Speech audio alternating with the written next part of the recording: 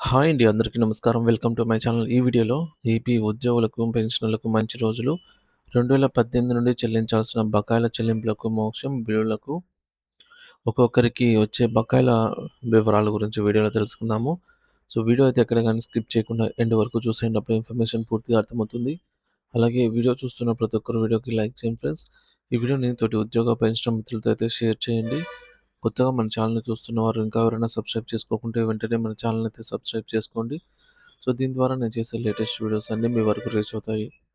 ఇక ఆలస్యం చేయకుండా వివరాల్లోకైతే వెళ్ళిపోదాము. సో, ఫ్రెండ్స్ ఇక విషయానికొచ్చినట్లయితే ఆంధ్రప్రదేశ్ రాష్ట్ర ప్రభుత్వ ఉద్యోగులకు నూతన శకం బకాయిల చెల్లింపులు మరియు సంస్కరణలు. ఆంధ్రప్రదేశ్ రాష్ట్ర ప్రభుత్వ ఉద్యోగులు గత కొన్నేళ్లుగా ఎదురుచూస్తున్న మంచి రోజులొచ్చాయని చెప్పకనే తప్పదు. 2018 నుండి 2025 వరకు చెల్లించాల్సిన బకాయిలకు సంబంధించి ఎట్టకేలకు బిల్లులకు మోక్షం లభించినట్లు తెలుస్తోంది.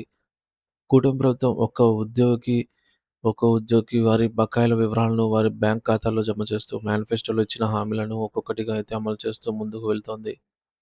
క్రిస్మస్ పండుగకు ముందే ఉద్యోగుల ఖాతాల్లో కొన్ని కీలక బిల్లుల మొత్తం క్రెడిట్ అవుతుండటం శుభవార్త.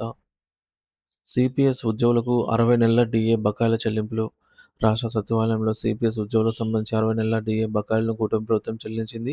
వైకాపా హయాంలో డిఏ బకాయిలు ఇవ్వకుండా ఇచ్చినట్టు చూపించి జీతాల నుండి ఆదాయపు పన్ను మినహాయించారు. ఉద్యోగులు ఎంతగానో ఆందోళన చేసినా అప్పటికీ ప్రభుత్వం కనికరం చూపలేదని, 5 ఏళ్ల పాటు ఉద్యోగులను ఇబ్బందులకు గురి చేసిందని అయితే ఆరోపణలున్నాయి.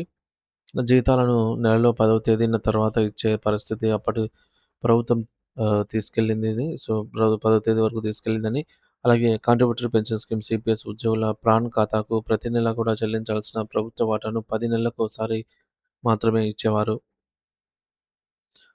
గతంలో. సో, కూటమి ప్రభుత్వం సంస్కరణలు. సకాలంలో జీతాలు. కూటమి ప్రభుత్వం అధికారంలోకి వచ్చిన తర్వాత సిపిఎస్ వాటాను ప్రతి నెల జీతంతో పాటే చెల్లిస్తోంది. ఉద్యోగులకు ఒకటో తేదీన జీతాలిస్తోంది. సిపిఎస్ బకాయిల చెల్లింపులు. సిపిఎస్‌లో 4 ఏళ్లకు పైగా నిలిచిపోయిన 760 మంది రాష్ట్ర సచివాలయ సిపిఎస్ ఉద్యోగులకు సంబంధించిన బిల్లులకు సుమారుగా రూ. 4,00,00,000 చెల్లించింది. ఇందుకు రాష్ట్ర సచివాలయ సిపిఎస్ ఉద్యోగుల సంఘం మరియు సిపిఎస్ ఎంప్లాయీస్ అసోసియేషన్ ప్రతినిధులు ప్రభుత్వానికి కృతజ్ఞతలు తెలిపారు. ఇతర సిపిఎస్ ఉద్యోగులు కూడా బకాయిలు చెల్లించాలని వారు కోరారు.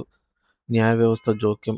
గత ప్రభుత్వంలో న్యాయపరమైనటువంటి జోక్యం తర్వాత కొన్ని సిపిఎస్ ఉద్యోగులకు బకాయిలు చెల్లించినప్పటికీ చాలామంది ఉద్యోగులు హైకోర్టును ఆశ్రయించాల్సిన పరిస్థితి వచ్చింది.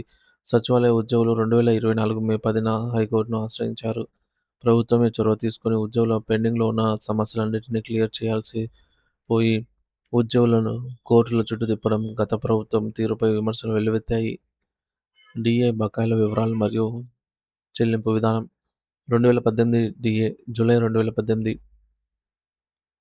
ఈ డిఏను 2021 జనవరి నుండి జీతంలో కలిపి వైకాపా ప్రభుత్వం చెల్లించింది. అయితే బకాయిలను గాలికి వదిలేసింది. జనవరి 2019 డిఏ. ఈ డిఏను 2021 జూలై నెల జీతంతో కలిపి క్యాష్ రూపంలో అందించింది. అంతకుముందు బకాయిలను చెల్లించలేదు. ఈ 2 డిఏలకు కలిపి మొత్తం 60 నెలల బకాయిలు చెల్లించాల్సి ఉంది. చెల్లింపుల విధానం. సిపిఎస్ ఉద్యోగులకు 90% బకాయిలను నగదు రూపంలోనూ, 10% ప్రాన్ ఖాతాలోనూ జమ చేయాల్సి ఉంటుంది.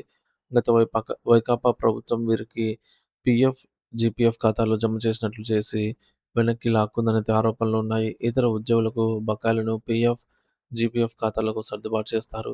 గత ప్రభుత్వం వీరికి కూడా బకాయిలను సర్దుబాటు చేయలేదు. పెండింగ్ బకాయిల భారం. డిఏ బకాయిలు మరియు పీఆర్సీ బకాయిలు కలిపి ఉద్యోగులకు 25,000 కోట్లకు పైగానే వైకాపా ప్రభుత్వం బాకీ పడింది. ఇప్పుడు ఈ భారీ భారం అంతా కూడా కూటమి సర్కార్‌పై పడింది. 2019 జూలై బకాయిలను చెల్లించాల్సిందనైతే కరోనా సమయంలో ఆర్థిక ఇబ్బందులు ఏర్పడ్డాయని పేర్కొంటూ అప్పటి ప్రభుత్వం 2020 జనవరి, జూలై మరియు 2021 జనవరి డిఏలను ఫ్రీజ్ చేసింది. 2021 జూలై నుండి డిఏ బకాయిలు ఇంకా పెండింగ్‌లో ఉన్నాయి.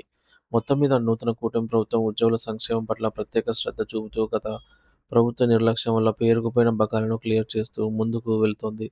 ఈ చర్యలు ఉద్యోగ వర్గాల విశ్వాసాన్ని మరియు ఆనందాన్ని అయితే నింపుతున్నాయని చెప్పవచ్చు.